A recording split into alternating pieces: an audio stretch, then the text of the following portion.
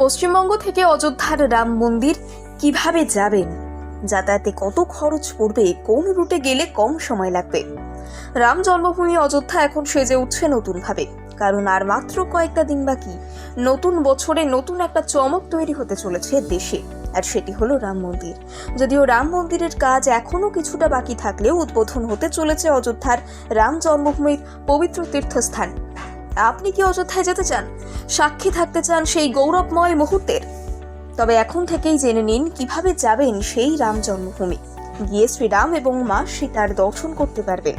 কোটি কোটি মানুষ যেন পৌঁছে যাবে সেদিন সেখানে। মানুষের জনরোল উঠবে, এমনটাই বলছে বিশেষজ্ঞদের একাংশ। রাম মন্দির দর্শন করার সৌভাগ্যের ব্যাপার বলছেন বিশেষজ্ঞরা, কিন্তু কম খরচে কিভাবে অযোধ্যার রাম মন্দিরে পৌঁছানো যাবে, এক্ষেত্রে বিভিন্ন হিন্দু সংস্থা এবং অন্যান্য রাজনৈতিক দল ব্যবস্থা করেছে।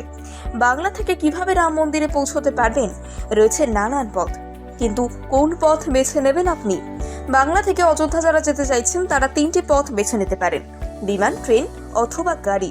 যদি কেউ নিজস্ব গাড়ি নিয়ে অযোধ্যায় রাম মন্দিরে যেতে চান, সেক্ষেত্রে নিজের মতন পৌঁছে যেতে পারবেন সড়ক পথে। কলকাতা থেকে আসানসোল, এরপর ঝাড়খণ্ড হয়ে অযোধ্যার রাম মন্দির যাওয়া যাবে সহজেই।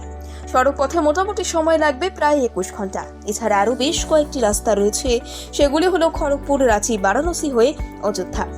সেক্ষেত্রে যাত্রাপথ অনেকটা বেশি সময় লাগবে, প্রায় 1.5 দিন। এখন কেউ যদি ট্রেনে করে যেতে চান, সেক্ষেত্রে হাওড়া রেল স্টেশন অথবা কলকাতা রেল স্টেশন যেতে হবে।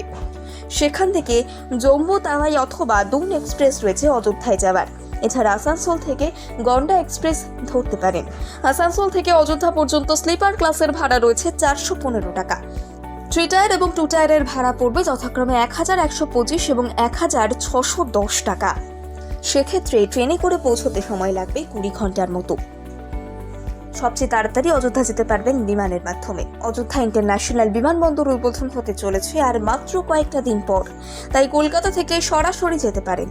তবে সেক্ষেত্রে বারাণসী, লখনৌ অথবা কানপুরের দিল্লির বিমান ধরতে হবে আগে যেতে গেলে। সময় কম লাগলে খরচ কিন্তু অনেকটাই বেশি হবে। শ্রীরামের দর্শনে যেতে পারেন যেভাবে খুশি। ইচ্ছা থাকলে প্রভু শ্রীরামের দর্শন করতে পারেন যে কোনো পথেই।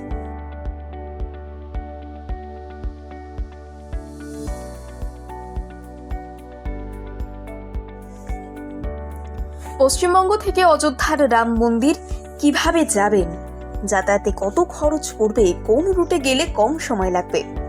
রাম জন্মভূমি অযোধ্যা এখন সেজে উঠছে নতুনভাবে, কারণ আর মাত্র কয়েকটা দিন বাকি নতুন বছরে নতুন একটা চমক তৈরি হতে চলেছে দেশে, আর সেটি হলো রাম মন্দির। যদিও রাম মন্দিরের কাজ এখনো কিছুটা বাকি থাকলেও উদ্বোধন হতে চলেছে অযোধ্যার রাম জন্মভূমির পবিত্র তীর্থস্থান। আপনি কি অযোধ্যায় যেতে চান,